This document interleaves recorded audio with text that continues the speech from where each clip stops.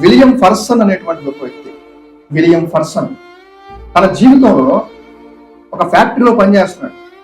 ఆ ఫ్యాక్టరీ పెద్దగా ఒకరోజు పేలిపోయింది. చాలా మందికి అవయవాలు పోయినాయి, కాళ్ళు చేతులు అవయవాలు పోయినాయి, కొంతమంది చచ్చిపోయారు. కానీ విలియం ఫర్సన్ అనే వ్యక్తికి కళ్ళు పోయాయి. ఈ వ్యక్తికి ప్రతిరోజు బైబిల్ చదవడం అలవాటు.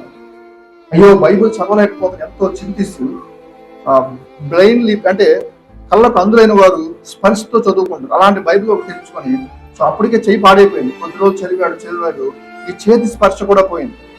ఈ చేతి స్పర్శతో పోయేటప్పటికి నాలుగుతో చదవటం ప్రారంభించాడు. నాలుక స్పర్శ కూడా పోయింది. ఇంకా ఎలా చదవాలి ఏడుస్తూ ఉంటే పెదాలు గుర్తొచ్చింది.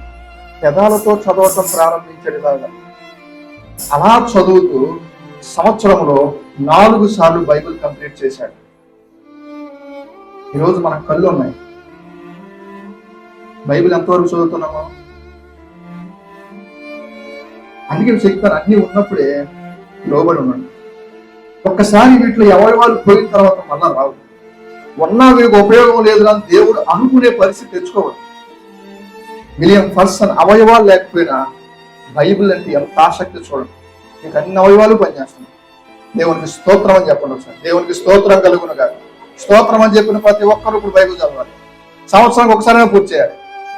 దేవుడి లెక్క చూసుకోండి, మీ ఇష్టం ఇంకా.